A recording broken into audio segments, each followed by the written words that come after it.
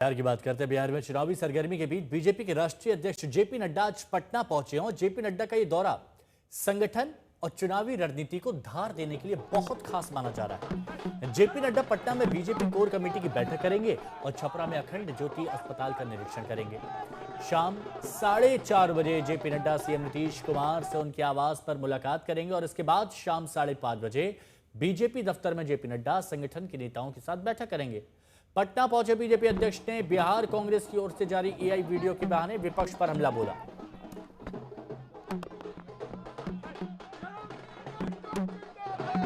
अभी अगर मैं राजनीतिक दृष्टि से बात करूं, क्या कितने निम्न स्तर पर राजनीति हमारे विपक्ष ने पहुंचा दी। आज भी बताइए, प्रधानमंत्री मोदी जी की पूज्य माता जी जो देवलोक में है, जिन्होंने 100 साल में उनकी अंतिम सांस ली, उनके बारे में इस तरीके के अपशब्द उनके मंच से बोला जाना और बोले जाने के बाद आज दिन तक उस नेतृत्व के द्वारा इस पर कहीं भी कोई रिग्रेट ना आना, ये इनके कैरेक्टर को बताता है कि नहीं बताता है। और जिन लोगों ने इस तरीके के शब्द इस्तेमाल किए, ये उकसाए गए थे। और कल जो कांग्रेस का वीडियो आया है वो इस बात का प्रमाण है कि ये आपकी सोच थी।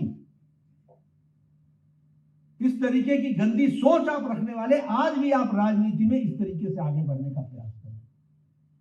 अभी ये एसआईआर लेके आगे स्पेशल इंटेंसिव रिवीजन पर बोलने लगे। अरे भाई, ये राहुल गांधी थे ना जिन्होंने 3 फरवरी 2025 को बोला कि 70 लाख वोट नए वोट महाराष्ट्र में ऐड हो गए।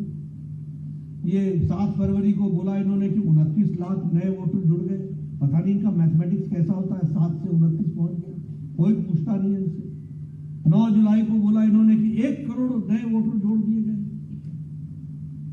अब सच में पढ़ाई कितनी होती है मालूम नहीं मुझे, जानकारी कितनी होती है मालूम नहीं। तो हिंदी में कहावत है, नाच ना आवे आंगन टेढ़।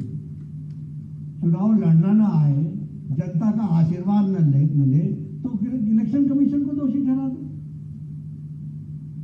आपको कहा गया इलेक्शन कमीशन का एफिडेविट फाइल करो, आपने फाइल किया? आपने पहले ईवीएम की बात छेड़ी। आपको कहा गया कि आओ और ईवीएम को टेस्ट करने के लिए यहाँ पर प्रमाण दो और हमारे ईवीएम को टेस्ट करो। आप गए? ये गैर जिम्मेदाराना विपक्ष है, इररिस्पॉन्सिबल विपक्ष है। तो बिहार में राजनीति अभी बेहद दिलचस्प हो गई है। जब तक चुनाव चल रहे हैं, जेपी नड्डा ने अपनी बात रखी तो उस पर पलटवार किसकी तरफ से किया गया? तेजस्वी यादव की तरफ से। लेकिन जब तेजस्वी यादव बोले तो जवाब दिया जेडीयू ने। जेपी नड्डा जी बताए कि अब तक भाजपा का राष्ट्रीय अध्यक्ष कब तय होगा? देरी क्यों हो रही है? अरे बिना गाली दिए हुए आरजेडी को, लालू जी को, हम लोगों को बाजार थोड़ी चलने वाला है। अब बिहार के 1% लोग जेपी नड्डा को नहीं जानते। नहीं आना चाहिए। जो ये सवाल उठा रहे हैं उनका लगता है कि कुछ विचित्र है, जाके जांच करा लें अपने दिमाग का। ये कोई बात हुआ? चुनाव आएगा तो बड़ा नेता क्यों नहीं आएगा? ऐसा कोई प्रतिबंध है? संवैधानिक प्रतिबंध है? आप भी जानते हैं जिस पार्टी का है। अभी एसआईआर क्यों करा रहे हैं? चुनाव रहा है इसीलिए ना। क्यों आए थे माननीय राहुल गांधी जी? क्यों गए आदरणीय तेजस्वी जी उनके साथ सब जगह? क्या सवाल उठाते हैं जब कुछ मुद्दा रह ही नहीं गया। इसका मतलब शशि भूषण हमारे सहयोगी पटना से हमारे साथ में जुड़े हुए हैं। शशि, आपसे कई बार बात हुई और पटना में तो अभी बिहार में हर एक मुद्दा, हर एक खबर चर्चा का विषय बनी हुई है। आज जेपी नड्डा पहुंचे हुए हैं तो काफी हलचल हो रही है। हो क्या रहा है वहां आज? देखिए, बीजेपी के राष्ट्रीय अध्यक्ष हैं जेपी नड्डा और सबको मालूम है कि विधानसभा चुनाव को लेकर के अब भारतीय जनता पार्टी बहुत तेजी से अपनी रणनीति को आगे बढ़ा रही है।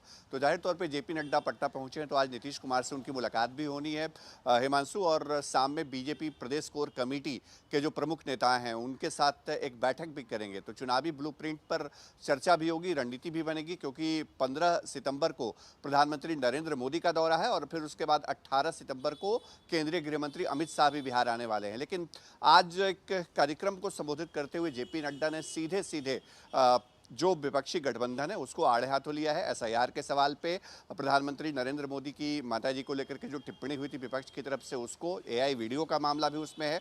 और सबसे अहम बात, जेपी नड्डा ने आज लालू राबड़ी शासनकाल के उस दौर को अलग अलग घटनाओं से जोड़ते हुए याद किया है, स्मरण दिलाया है कैसे बिहार में उस दौर में जब 90 के दौर में लालू प्रसाद यादव और राबड़ी देवी का शासनकाल हुआ करता था, जिसको जंगल राज बीजेपी कहती रही है, एनडीए कहता रहा है, उसमें कौन कौन सी ऐसी घटनाएं हुई जिन्होंने बिहार की साख पर बट्टा लगाया है, इसकी पूरी लिस्ट आज जेपी नड्डा ने गिनवा दी है।